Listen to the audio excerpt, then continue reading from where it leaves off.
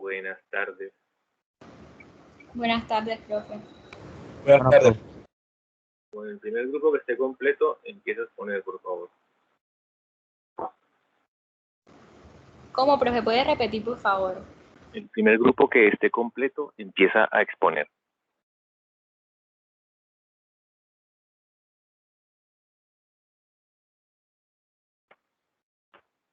Así que avisen a sus compañeros, por favor.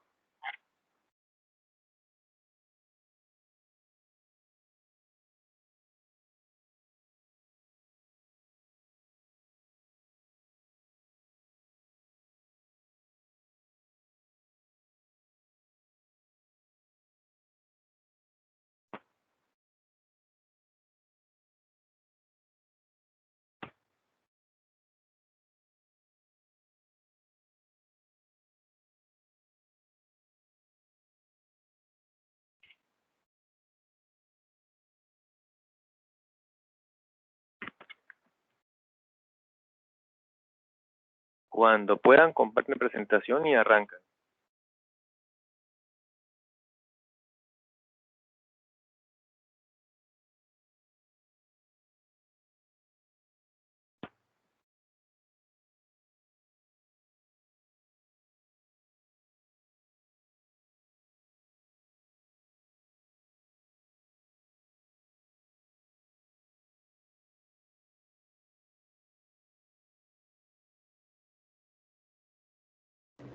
Buenas tardes, ingeniero. No sé si mis compañeros ya se encuentran todos presentes para iniciar.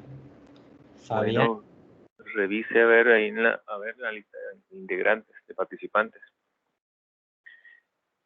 Yo veo que están conectados apenas 9 por ahora, de todos. Fabián, si está, ¿quién más?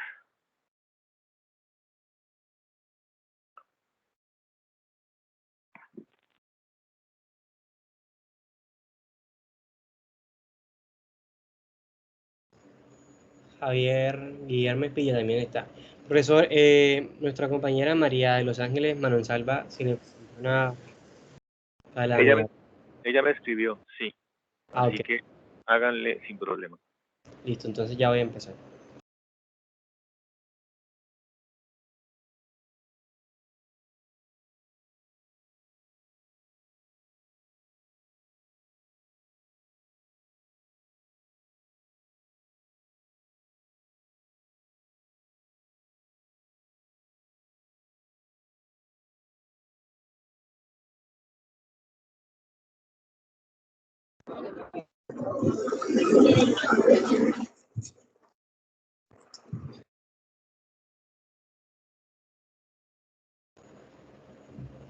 ¿Se ve la presentación?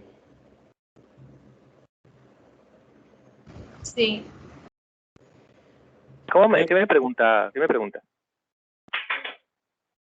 Si se observaba la presentación. Sí se ve. Listo. Bueno, primero que todo, buenas tardes a todos. A continuación, mi grupo integrado por María Manonsalva, Javier Espitia, Fabián Castilla y mi persona Andrés Batista, les vamos a hablar acerca de los estudios de volúmenes de tránsito. Entonces vamos a estar hablando sobre los términos asociados al estudio de volúmenes de tránsito, los usos de los volúmenes de tránsito, las características de los volúmenes de tránsito, volúmenes de tránsito futuros y estudios de los volúmenes de tránsito. Entonces, de manera introductoria, así como general, pasemos a decir que cuando nosotros estamos como ingenieros diseñando o proyectando una carretera, una calle, la sección del tipo de viabilidad, las intersecciones, los accesos, servicios que está presente, estos van a depender fundamentalmente de este estudio de volumen de tránsito o demanda que circula durante un intervalo de tiempo dado, de su variación, de su tasa de crecimiento y de su composición. Entonces los estudios de tránsitos se hacen con el propósito de obtener información relacionada con el movimiento de vehículos o personas sobre un punto o sección específica dentro de un sistema vial. Ahora, esos datos de tránsito son expresados con respecto al tiempo, van a depender directamente con el tiempo, y de su comportamiento se hace posible el desarrollo de estimaciones razonables de la calidad del servicio prestado a los usuarios, pues de este tipo de estructura vial. Bueno, dentro de los términos asociados a los volúmenes de tránsito, vamos a encontrar que son aquellos que se relacionan con las mediciones básicas más importantes, como lo son el conteo de aforos, ya sea de vehículos, ciclistas, pasajeros y los peatones. Ahora bien, estos conteos o aforos se van a realizar para obtener estimaciones de lo que van a ser volumen, tasa de flujo y demanda y capacidad, volúmenes de tránsito absolutos o totales, volúmenes de tránsito promedio diario, volúmenes de tránsito horario. Bueno, en cuanto a estos términos, se dice que se basan, su base es más importante, más que todo es el aforo y el conteo, ya sea para vehículos, ciclistas, pasajeros y los peatones, y vamos a encontrar que los volúmenes pasan a ser el número de vehículos que pasan por un punto durante un tiempo específico. La tasa de flujo hace referencia a la frecuencia con que los anteriores vehículos o personas durante un tiempo específico menor a una hora pasaron por un punto en específico.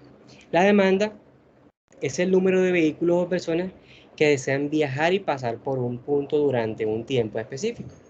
La capacidad pasa a ser el número máximo de vehículos que pueden pasar por un punto durante un tiempo en específico. Acerca de los volúmenes de tránsito absolutos o totales, se dice que es el número total de vehículos que pasan durante el lapso de tiempo determinado. Dependiendo de la duración del lapso de tiempo, se tienen varios tipos de volúmenes de tránsito absoluto, dentro de los cuales destacan 6 tipos. El tránsito anual o su abreviatura TA, el tránsito mensual, su abreviatura TM, el tránsito semanal, su abreviatura TS, el tránsito diario, su abreviatura TD, el tránsito horario, su abreviatura TH, y el tránsito en un periodo inferior a una hora. Lo que corresponde a los volúmenes de tránsito promedio diario, se define el volumen de tránsito promedio diario, TPD, con el número total de vehículos que pasan durante un periodo dado, en días, iguales o menores y mayor en un día, dividiendo por el número de días del periodo. Lo correspondiente a los volúmenes de tránsito horario, con base en una hora seleccionada, porque como su nombre lo indica, horario, van a depender de una hora, se van a definir varios tipos de volúmenes de tránsito horario, dentro de los cuales se van a destacar 4 tipos. El primero, el volumen horario máximo anual, el volumen horario máximo de demanda, el volumen horario décimo, vigésimo anual y el volumen horario del proyecto, que para mí entre estas cosas es una de las cosas más importantes, porque así como por ejemplo nosotros diseñamos para un caudal, un acueducto, un caudal máximo horario, este volumen horario de proyecto es el volumen de tránsito horario que nos servirá a nosotros como base para determinar las características geométricas de la viabilidad. Entonces, fundamentalmente se proyecta con un volumen horario pronóstico.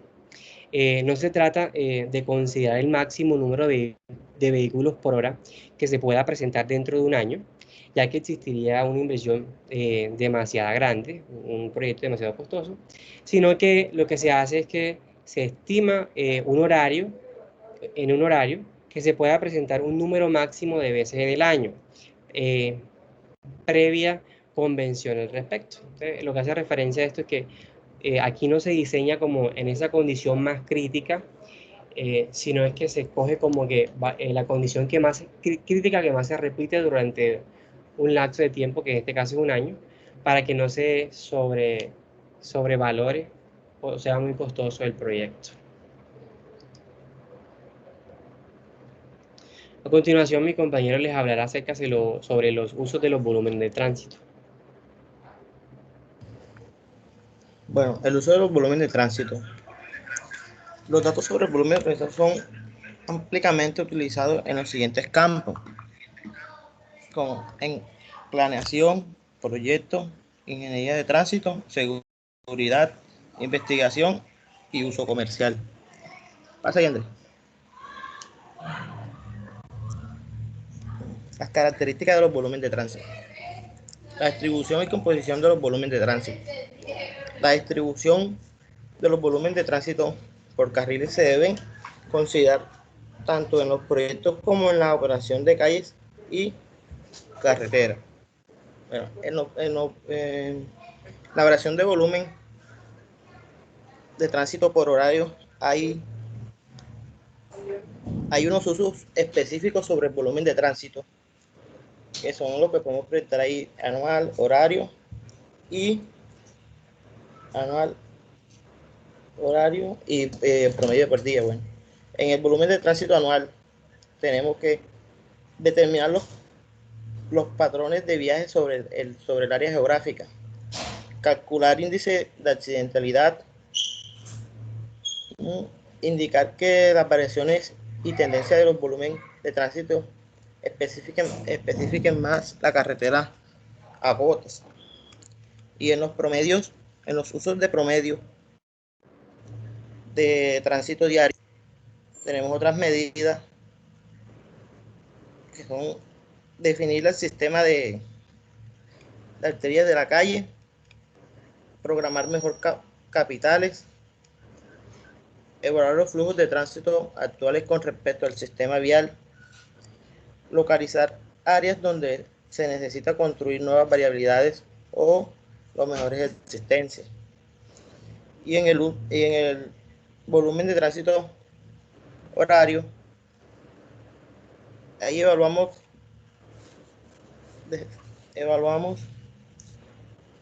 la deficiencia de la capacidad del horario, determinar la longitud y magnitud previo al máximo de las demandas que hayan en ese horario, y establecer los controles de tránsito como colocación de señales como semáforos, marcas viales y otro tipo de señalizaciones como rutas y esos vainos de tránsito. Como tal, el uso específico de los volúmenes de tránsito, desde un punto de vista específico y dependiendo las unidades de tiempo en que se expresa el volumen de tránsito, se utiliza para todo este tipo de cosas, de características.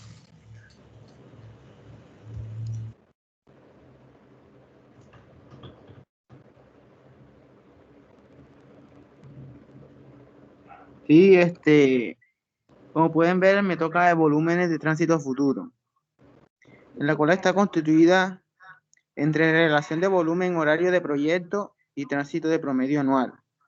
Como también se puede ver la relación entre volúmenes de tránsito promedio diario, anual y semanal.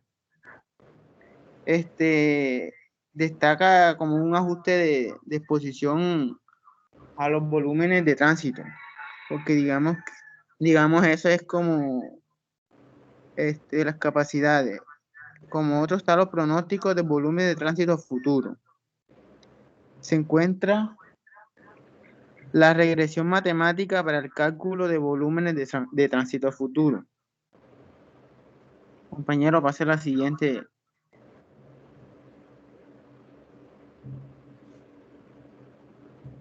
Ya haciendo un estudio, lo que concluimos es sobre los volúmenes de tránsito que realizan con el propósito de obtener datos reales relacionados con el movimiento en vehículos y las personas, sobre puntos de secciones específicas dentro de un sistema vial o carreteras o calles.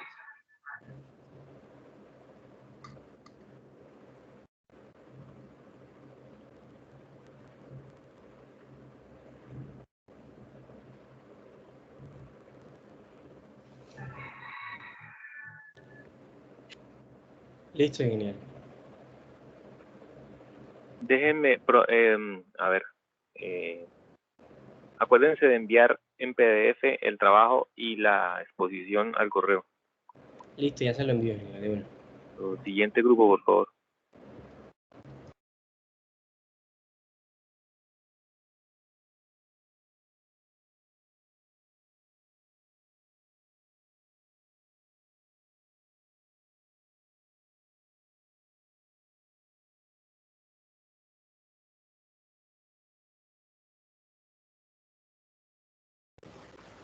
Ya, profe, se ve la pantalla. Todavía no. ¿Todavía no? No, todavía no se ve. No se ve, profe. Ahora sí, bueno, se ve la pantalla, no se ve la presentación Y toda. ahora. Y ahora. Sí.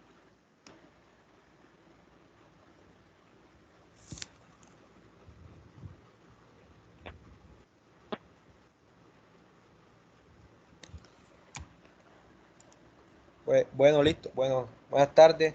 Hoy les venimos a hablar sobre la historia de la evolución de los sistemas de transporte. Mi grupo está conformado por Alberto Ortega, Elías Pérez y Mariana Tuirán. Buenas tardes a todos. Un sistema de transporte es un conjunto de instalaciones fijas, pueden ser redes y terminales, y entidades de flujos que son los vehículos, y un sistema de control que permite movilizar eficientemente personas y bienes para satisfacer necesidades humanas de movilidad. La capacidad de un sistema de transporte es el número máximo de vehículos o unidades de tráfico, como son los pasajeros o toneladas, que pueden pasar por un punto dado durante un periodo de tiempo.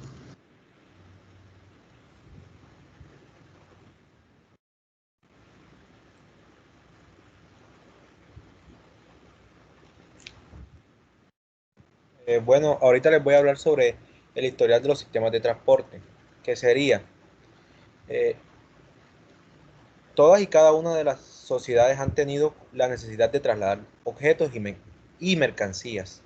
Eso ha dado la necesidad de cargar objetos y distribuirlos entre los distintos territorios o municipios.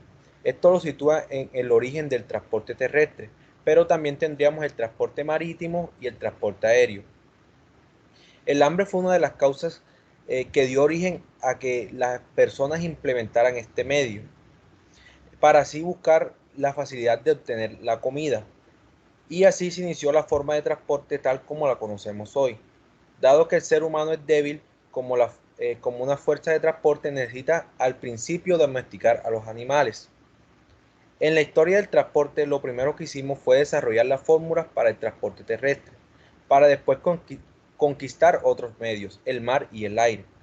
Con la llegada de la industrialización, el transporte terrestre cobró una relevancia insólita, y ya que era la principal forma de transporte mecánicas de un lugar a otro.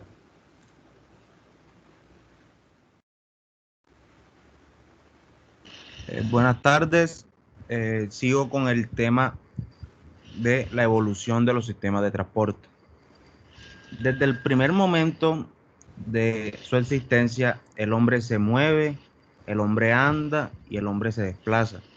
Quiere ir cada vez más lejos para satisfacer sus propósitos. Entonces, para esto, indudablemente, tiene que inventar. Como dice una frase que sin duda no hay progreso. Entonces, así es como la evolución del hombre hizo que no se conformara con los transportes terrestres, pues le nació la inquietud para cruzar los mares, de manera que también inventó los transportes marítimos para navegar por las aguas. Pero con el paso del tiempo necesitó inventar un medio más veloz que surcara tierra y agua. Además desde la antigüedad hubo un afán de imitar a las aves en su desplazamiento, y ahí no se detuvo su afán de explorar. Pronto se logran las naves y cohetes para recorrer el espacio y viajar hacia el satélite de la Tierra, y más adelante hacia planetas distantes. La evolución de los transportes está unida a la forma en cómo se construyen las vías de comunicación. En la antigüedad, el principal modo de transporte terrestre era por medio de animales de carga y por caballos sobre los senderos de los nativos indígenas. A mediados de 1800, más o menos, se hicieron carreteras de tierra, pero eran casi intransitables durante los periodos del mal tiempo. Más adelante, en 1820, se mejoraron las carreteras y se denominaron autopistas, en las que empresas privadas cobraban un peaje por haberlas construido. Conectó todas las ciudades principales, superando al resto de carreteras. El transporte terrestre se desarrolló más despacio durante los siglos medios tradicionales de transporte, restringidos a montar sobre animales, carros y trineos, que siempre fueron tirados por animales. Raramente excedían un promedio de 16 kilómetros más o menos.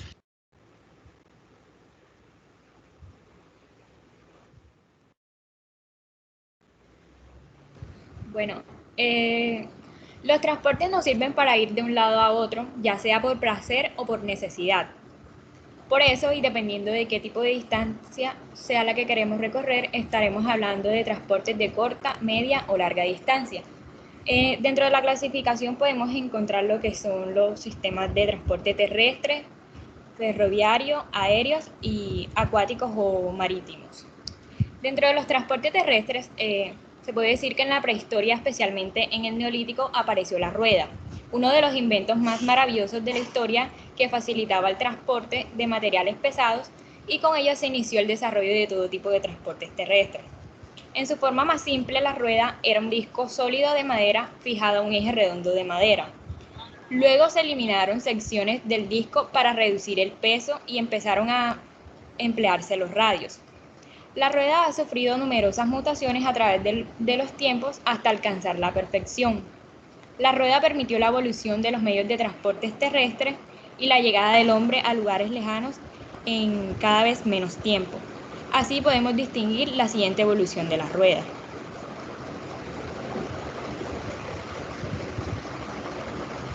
La carreta. Esta fue la primera aplicación que el hombre le dio a la rueda para sus propios fines. El carro dispone de 2 ruedas y utiliza la tracción animal para lograr el desplazamiento. La bicicleta.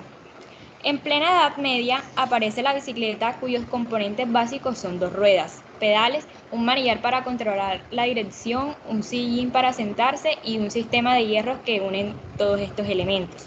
El desplazamiento se obtiene al girar con las piernas los pedales, que a través de una cadena hace girar las ruedas.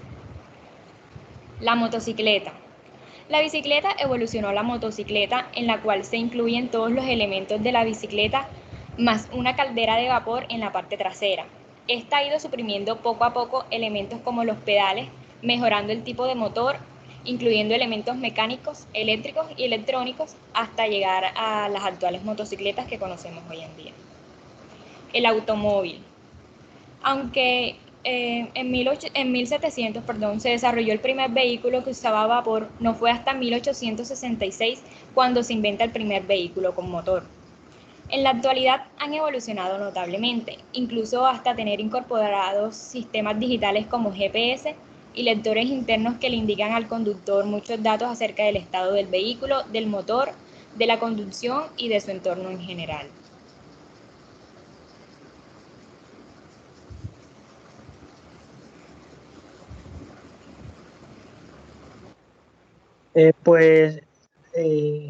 Transporte acuático. El uso de transporte acuático pues se retoma a los principios de la historia prehistórica, por la necesidad que tenía la población de concentrarse a las orillas de ríos y en las costas marítimas.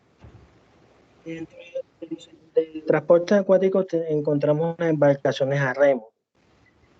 Las embarcaciones son embarcaciones primitivas que eran movidas tanto con manos y pies como con tablas planas a manera de remo.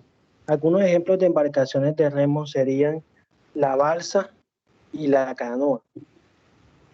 También encontramos las embarcaciones a vela, que más adelante, durante la Edad Media, los romanos utilizaron este tipo de embarcación y donde fueron los primeros medios de transporte a través de largas distancias de agua, en ríos, lagos y mares. Tienen como principal fuente de propulsión el viento.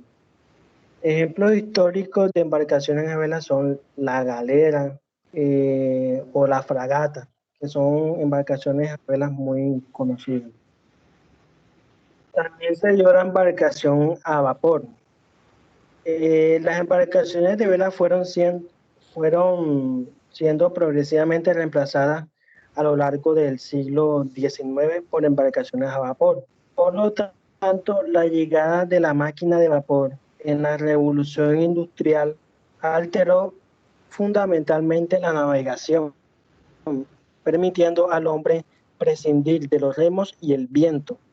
Fueron muchos los intentos que se realizaron durante el siglo XVII y el siglo XVIII para llegar a inventar el sistema de vapor utilizable para desplazar a las embarcaciones.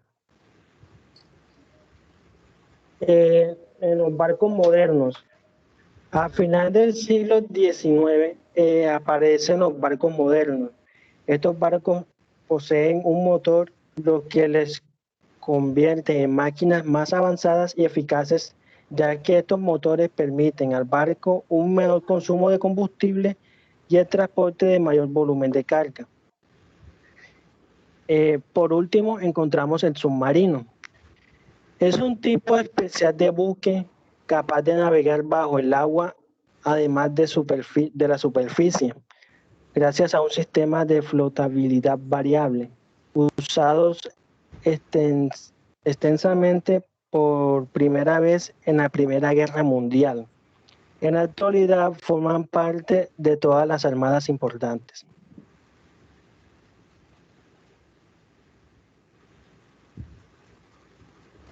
Por último tenemos el transporte aéreo, el globo aerostático.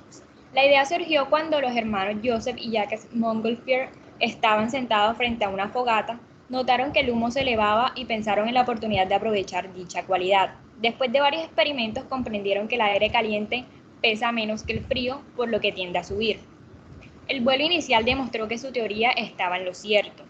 El 4 de junio de 1783 realizaron una demostración pública con un globo aerostático de 10 metros de diámetro en un mercado francés, el cual estaba construido con tela y papel. La aeronave. Son vehículos aéreos más pesados que el aire que se utiliza para transportar personas o carga. Se mueve por acción de hélices y se mantiene por efecto de la resistencia del aire a ciertas superficies rígidas. Por la desconfianza que causaba este medio, no fue utilizado para transportar personas hasta la década de 1920 a 1930. El estallido de la Primera Guerra Mundial hizo pensar además en la necesidad de aplicar este invento a fines militares y los gobiernos dedicaron muchos recursos a la investigación y el desarrollo de los aviones. El transporte aéreo es la forma de transporte moderno que más rápidamente se desarrolló. Tras la Segunda Guerra Mundial, el transporte aéreo comercial aumentó cuando los aviones se hicieron más grandes y eficientes. Y por último, el cohete. Más tarde, en el siglo VIII, se inventó el cohete, una aeronave que se mueve en el espacio por un movimiento generado a partir de una fuerza y que se emplea con fines militares o científicos. Muchas gracias.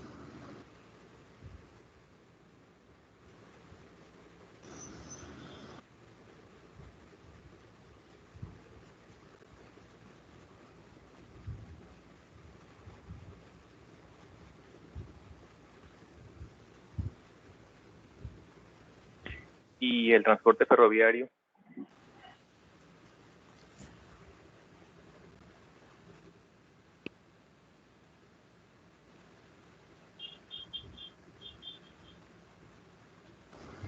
Profe, en la diapositiva, es que Juan Esteban creo que colocó la diapositiva que no era, pero yo puedo definir que el ferrocarril, su nacimiento se asocia a la invención de la máquina de vapor durante la Revolución Industrial. Su invención tuvo lugar a principios del siglo XIX por George Stephenson. Esta nueva forma de transporte precisaba además de la fuerza impulsora de la máquina de vapor. Otro elemento, los raíles. El primer ferrocarril constaba de un conjunto de vagones arrastrados por una locomotora que utilizaba esta energía. La evolución más destacada del ferrocarril es el tren de alta velocidad, que surgió en 1992 en España, cuya característica principal es que puede alcanzar los 300 kilómetros por hora.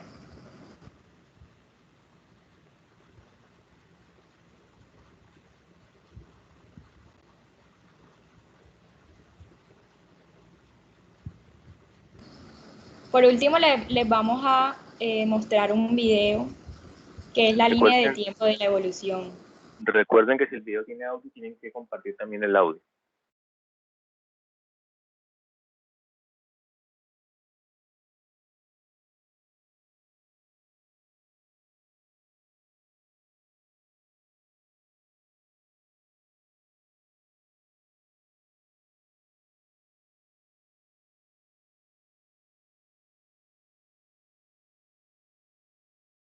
Ya, regala un momento, profesor.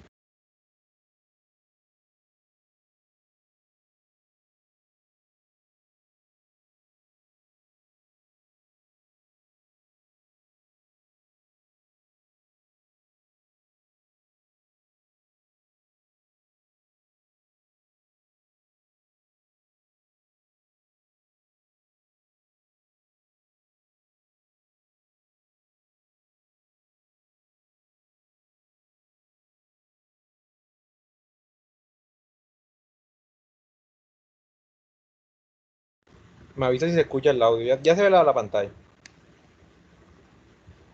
Se ve la pantalla, sí. Y el audio se escucha. No.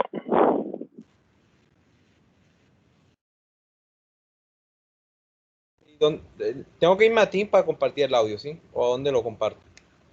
Se comparte desde Teams, pero creo que tiene que dejar de compartir y volver a empezar seleccionando No, desde allá el arriba, audio. de donde te aparece arriba, exposición o algo, sube. Pero tiene que dejar de Vamos compartir. hasta el inicio de la pantalla. Va a aparecer una lista negra. Ajá. Donde dice exposición. Vuelve a compartir otra vez.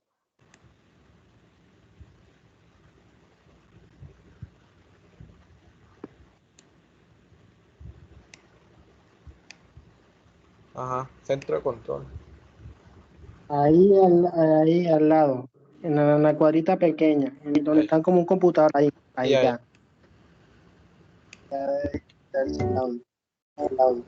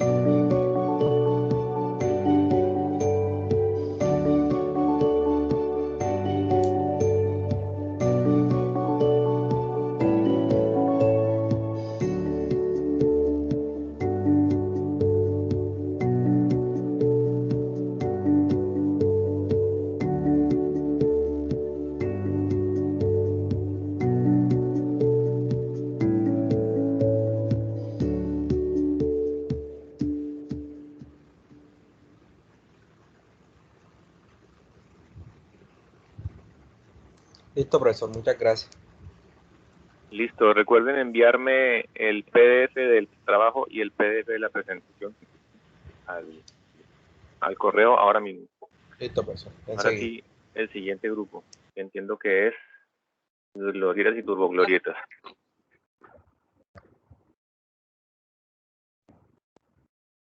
Ahí pueden ver mi pantalla. Sí, ahí se ve. Bueno, listo. Buenas tardes. Mi grupo está conformado por Jorge Cabrales, Alexander Marzola, César Velázquez y mi persona Adriana Rala, y le vamos a hablar sobre las glorietas y las turboglorietas. Bueno, glorietas y turboglorietas. Una glorieta o turboglorieta es una forma de intersección circular en la que el tránsito gira hacia la izquierda en torno a una isleta central y en la que el tránsito entrante debe ceder el paso al tránsito en la calzada circulatoria. Las características claves de la glorieta incluyen una forma generalmente circular, control de ceder el paso por parte del tránsito entrante al tránsito en la calzada circulatoria, curvatura y demás características geométricas adecuadas a inducir las velocidades vehiculares deseadas. La principal diferencia entre una glorieta convencional y una turboglorieta es que en el segundo caso, cada carril se dirige hacia una salida distinta, de tal forma que no es posible hacer la circunferencia completa por el exterior. Características. Isleta central. La isleta central es la zona elevada en el centro de una glorieta en torno de la cual circula el tránsito. La isleta central no necesariamente tiene que ser de forma circular. Isleta partidora. Una isleta partidora es en una zona elevada o pintada en un acceso de aproximación a la glorieta, utilizada para separar los tránsitos entrante y saliente, desviar y lentificar el tráfico entrante y permitir a los peatones cruzar el camino en dos etapas. Calzada circulatoria. La calzada circulatoria es la trayectoria curva utilizando por los vehículos para viajar en sentido contrario al reloj, alrededor de la isleta central. Delantal. Un delantal es la parte traspasable de la isleta central adyacente a la calzada circulatoria que puede ser necesaria para acomodar a los vehículos de gran tamaño. A veces se provee en el exterior de la calzada circulatoria. Línea de entrada. La línea de entrada marca el punto de entrada en la calzada circulatoria y físicamente es una extensión de la línea de borde en la calzada circulatoria, pero funciona como una línea de ceda el paso o de paso en ausencia de una línea separada de ceda el paso. Los vehículos que entren deben ceder el paso a cualquier tránsito que circulante precedente de la izquierda antes de cruzar esta línea. Cruces accesibles a los peatones. En las glorietas diseñadas con sendas peatonales, típicamente ellas se ubican retiradas hacia atrás de la línea de entrada y la isleta partidora suele cortarse para permitir que los peatones, sillas de ruedas, cochecitos de niños y bicicletas pasen a través. Los cruces peatonales deben ser accesibles con pendientes y advertencias detectables apropiadas, de inconformidad con los requisitos de vías. Franja jardinada. Las franjas jardinadas separan a vehículos y peatones y ayuda a guiar a los peatones hasta los lugares de cruce.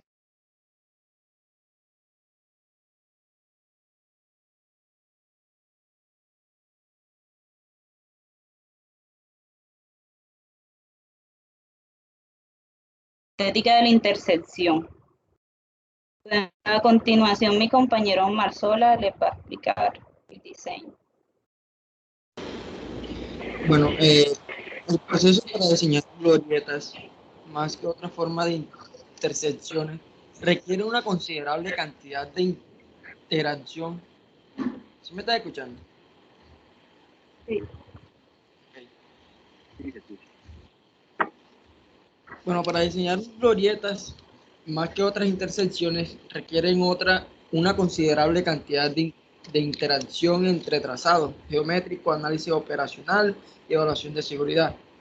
Ajustes menores en la geometría pueden resultar en cambios significativos en el comportamiento de seguridad operacional. Así, a menudo el proyectista necesita revisar y refinar el intento de trazado inicial para realzar su capacidad y seguridad.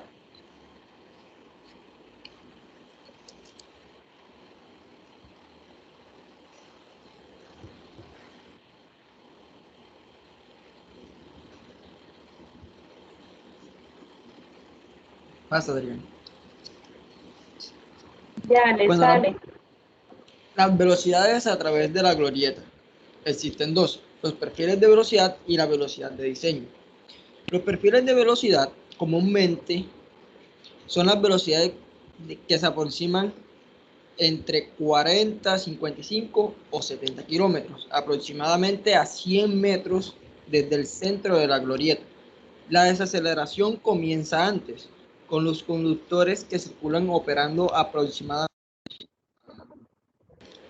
La velocidad de maniobra relativamente uniforme de todos los conductores en la glorieta significa que los conductores son capaces de elegir más fácilmente sus trayectorias.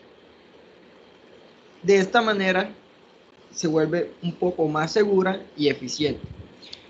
La velocidad de diseño. Los estudios internacionales muestran que el incremento de la curvatura de la trayectoria del vehículo disminuye la velocidad relativa entre los vehículos que entran y circulan, y así usualmente resultan en menores índices de choques. Sin embargo, en las glorietas multicarriles, el incremento a la curvatura de la trayectoria vehicular crea mayor fricción entre corrientes de tránsito adyacentes y puede resultar en más vehículos que choquen.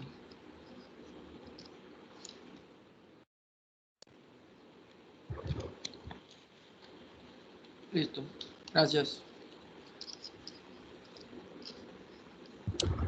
¿Se escucha ahí? Sí. Sí. Trayectorias vehiculares. Para determinar la velocidad de una glorieta, se dibuja la trayectoria más veloz permitida por la geometría. Se verifica que sea la más suave y plana posible para un vehículo simple, viajando a través de la entrada, alrededor de la isleta central y saliendo. En estas trayectorias vehiculares, usualmente la trayectoria más veloz posible es el movimiento directo, pero en algunos casos puede ser movimiento de giro hacia la derecha. Como podemos ver en la imagen, podemos ver tres características particulares geométricas de esta glorieta, teniendo en cuenta las trayectorias vehiculares. Vemos un valor que es de 1.5 metros desde un cordón de hormigón, que es la central. Vemos dos valores de 1.5 metros desde una línea central a la calzada y dos valores de 1.0 metros desde una línea pintada de borde. Serían las dos extremas que se encuentran en la imagen. Dale paso. Coherencia de velocidad. Bueno, además de alcanzar la adecuada velocidad de diseño para los movimientos más veloces, otro objetivo importante es alcanzar velocidades coherentes para todos los movimientos. Junto con las reducciones generales de velocidad, la coherencia de velocidad puede ayudar a minimizar la frecuencia y gravedad de choques entre corrientes de vehículos conflictivas. Aquí se presenta en esta coherencia de velocidad un caso, y es como se muestra en la imagen, que por cada aproximación deben chequearse 5 radios de trayectoria críticos. Como se ve en la imagen, R1 sería el radio de trayectoria de entrada, que esto es el radio mínimo en la trayectoria más veloz antes de la línea se da el paso.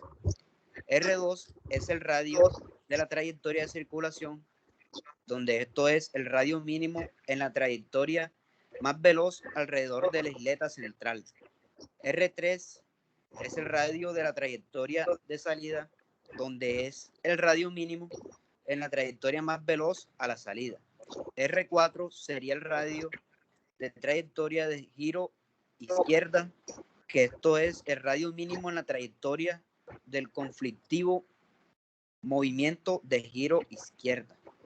Y por último, R5 sería el radio de giro derecha, donde esto es el radio mínimo en la trayectoria más veloz de un vehículo que gira hacia la derecha.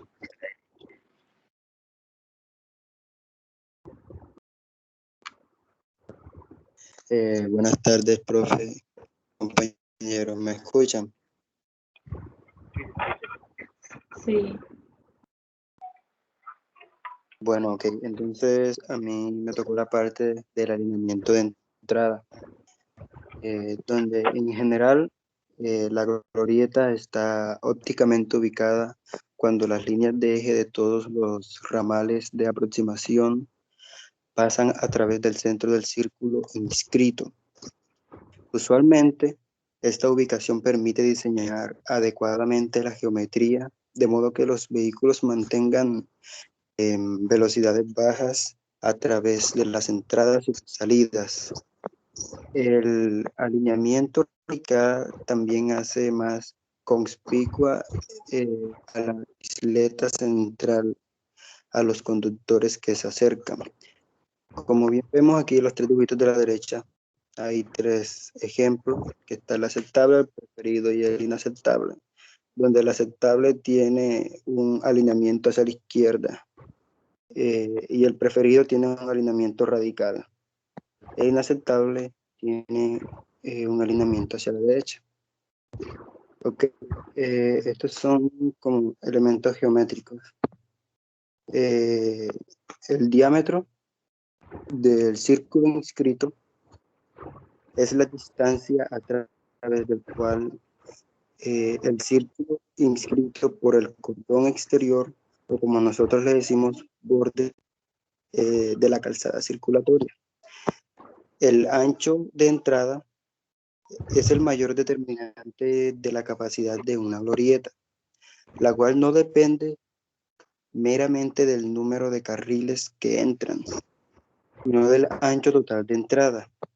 Es decir, la capacidad de entrada crece uniformemente con los incrementos del ancho de entrada. Por lo tanto, los tamaños básicos de las calzadas de entrada y circulatoria se describen generalmente en términos de ancho. O sea, no es un número de carriles. Las entradas de ancho suficiente como para acomodar múltiples corrientes de tránsito son de por lo menos 6 metros. Ahora, el ancho de calzada circulatoria son los anchos de las entradas y los requerimientos de giro del vehículo, de diseño, que determinan el ancho requerido de la calzada circulatoria. En general, debiera ser por lo menos tan ancho como el máximo de entrada y constante en toda glorieta. Entonces, cuando se va a hacer esto, hay un diámetro de círculo inscrito, un ancho mínimo de carril circulatorio y un diámetro de islate central.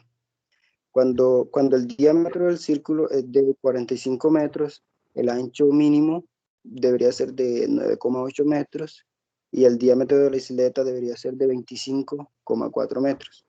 Cuando el diámetro del círculo es de 50 metros, el ancho mínimo pues se reduce a 9,3 metros y el diámetro de la isleta aumenta a 31,4 metros. Cuando el diámetro del círculo es de 55 metros, el ancho mínimo del carril es de 9,1 metros y el diámetro de la isleta es de 36,8. Y así estas van modificándose según el diámetro del círculo. Ahora, en la isleta central es de una glorieta es la superficie elevada, no atravesable y comprendida por la calzada circulatoria. También puede incluir un delantal atravesable. O sea, típicamente se ajardina la isleta por razones estéticas y para realzar el reconocimiento de la glorieta por parte del conductor en una aproximación. Las isletas centrales deben ser siempre elevadas, no deprimidas, ya que las isletas deprimidas son difíciles de reconocer por parte de los conductores que se aproximan. Ahora, en las curvas de entrada, son el conjunto de una o más curvas a lo largo del borde de pavimento de la calzada de entrada que conduce hacia la calzada circulatoria. El radio de entrada es un factor importante para terminar la operación de una glorieta porque impacta significativamente en la capacidad y seguridad. El radio de entrada, junto con el ancho de entrada, el ancho de calzada circulatoria y la geometría de la isleta central controla la cantidad de presión impuesta sobre una trayectoria vehicular de entrada. La curva de entrada se diseña curvilíneamente tangencial al borde exterior de la circulatoria y de igual forma la proyección del borde interior de la entrada debiera ser curvilíneamente tangencial a la isleta central. Ahora, en las curvas de salida, usualmente para minimizar la probabilidad de salidas, las curvas de salida tienen radios más grandes que los de las entradas. Sin embargo, esto está equilibrado por la necesidad de mantener velocidades bajas en los cruces peatonales de la salida. La curva de salida debe producir un radio de trayectoria de salida no más pequeño que el radio de la trayectoria de circulación. Si el radio de la trayectoria de salida es más pequeño que el de la calzada circulatoria, los vehículos viajarán muy rápido para maniobrar la geometría de salida. O sea que estos carros pueden chocar en la isleta partidora o contra el tránsito opuesto en el carril de aproximación adyacente. En las isletas partidoras deben proveerse en todas las glorietas, excepto en las de diámetros muy pequeños, en las cuales la isleta partidora podría obstruir la visibilidad de la isleta central. O sea, su propósito es dar protección a los peatones, ayudar a controlar las velocidades, guiar al tránsito en la glorieta, separar físicamente las corrientes de tránsito que entran y también las que salen. También impedir movimientos a contramano. Ahora en la siguiente diapositiva veremos un ejemplo de las glorietas. Y estos son los ejemplos que nosotros vemos.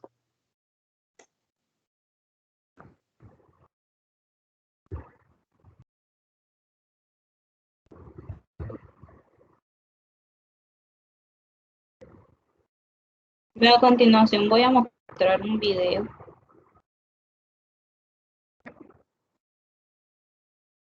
Está en inglés, pero salen los subtítulos en español. Entonces no voy a ponerle el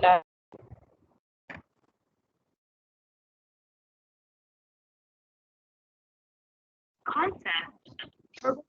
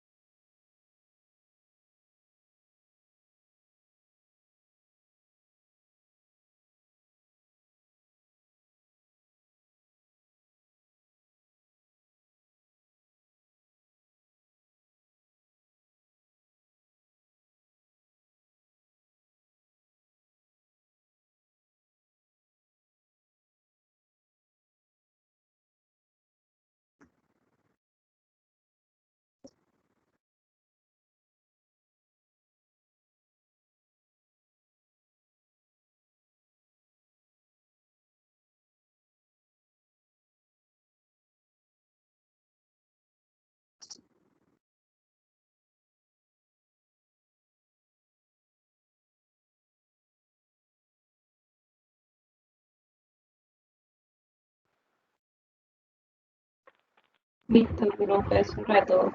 Muchas gracias. Listo. Siguiente grupo, por Muchas favor. gracias, ingeniero. Listo, gracias.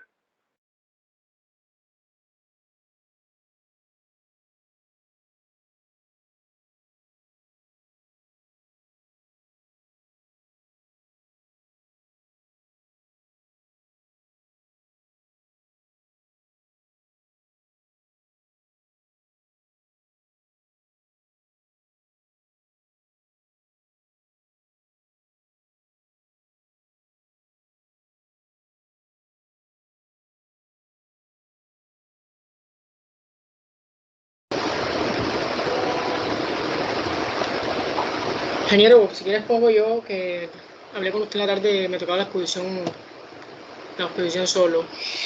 Ok. Vale, ingeniero. Ya le comparto la pantalla.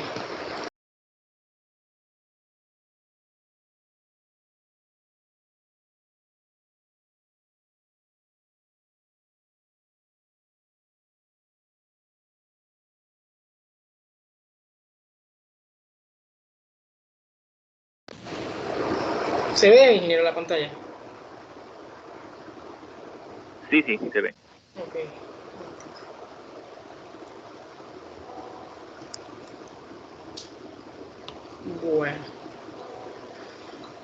Bueno, hoy les hablaré principalmente de la evaluación del nivel de servicio, basándonos en la capacidad y en la velocidad.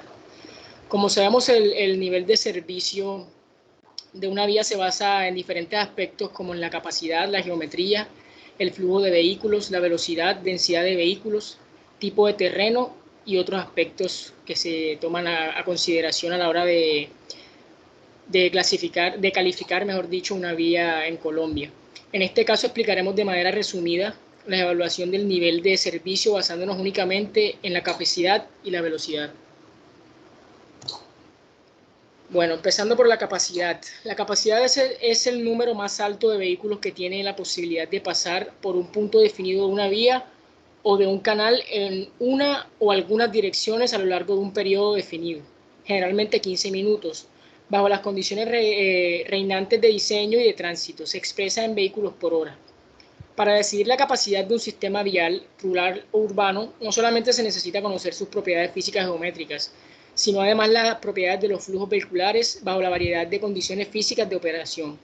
Por lo tanto, un estudio de capacidad de un sistema vial es al mismo tiempo un estudio cuantitativo y cualitativo, el cual permite evaluar la suficiencia cuantitativo y la calidad, ahí en ese caso sería cualitativo, del servicio ofrecido por el sistema a los usuarios de la ciudad o del país. Ahora, el nivel de servicio, demos una breve explicación. Para medir la calidad del flujo vehicular se utiliza el término de nivel de servicio, que es una medida cualitativa que explica las condiciones de operación de un flujo vehicular y de su percepción por los motoristas y los pasajeros. Estas condiciones se describen en términos de componentes como, por ejemplo, la velocidad y el tiempo de recorrido, la libertad de maniobras, la comodidad, la conveniencia y la seguridad vial. Dependiendo de las condiciones de operación, por conveniencia se han elegido nombrarlos de mejor a peor con las letras de la A a la F. A cada nivel de servicio le corresponde un volumen de tránsito o volumen de servicio.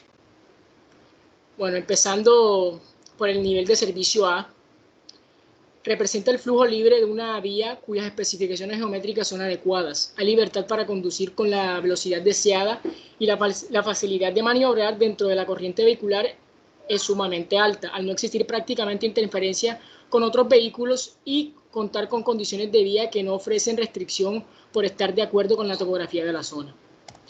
El nivel de servicio B. Comienzan a aparecer ya restricciones al flujo libre o a las especificaciones geométricas y se reduce algo de la velocidad. La libertad para conducir con la velocidad deseada y la facilidad de maniobrar dentro de la corriente vehicular se ven disminuidas, al ocurrir ligeras interferencias con otros vehículos o existir condiciones de vía que ofrecen pocas restricciones. Para mantener esta velocidad es preciso adelantar con alguna frecuencia a otros vehículos. El nivel general de libertad y comodidad que tiene el conductor es bueno. Ahora, en el nivel de servicio C, representa condiciones medias cuando el flujo es estable o empieza a presentarse restricciones de geometría y pendiente.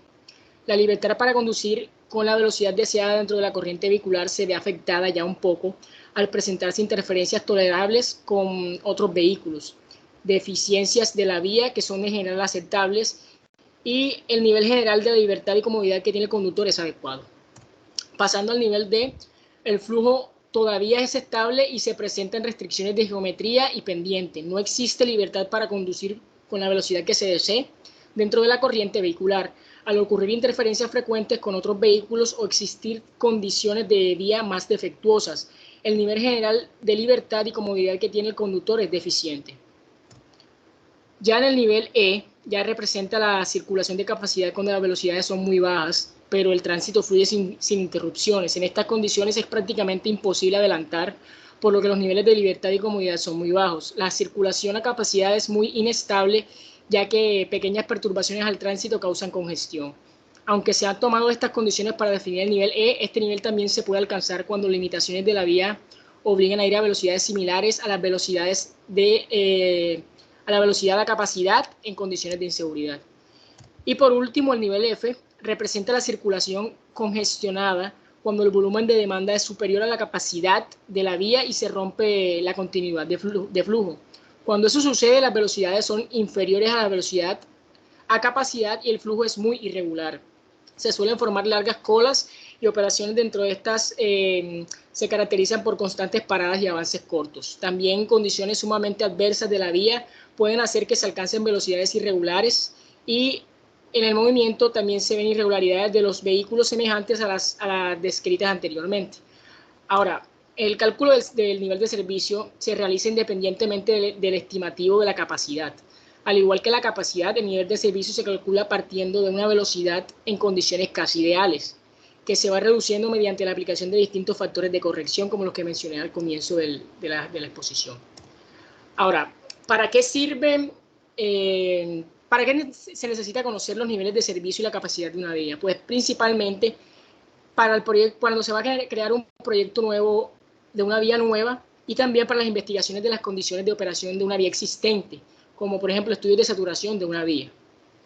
Ahora, como sabemos, aquí en Colombia están las vías multicarril y las vías de 2 carriles o uno solo.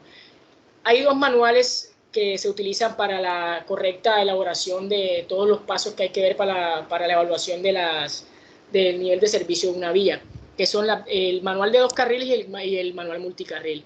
Ahora hablaré de la vía multicarril aquí en Colombia. Una carretera multicarril es aquella que tiene 2 o más carriles, como su nombre lo indica. Por sentido de circulación y su operación se da bajo régimen de tránsito interrumpido, que presupone separación entre intersecciones superiores a 2.5 kilómetros y puede tener separador central, en cuyo caso se denomina dividida, o carecer de él, llamándose entonces no dividida.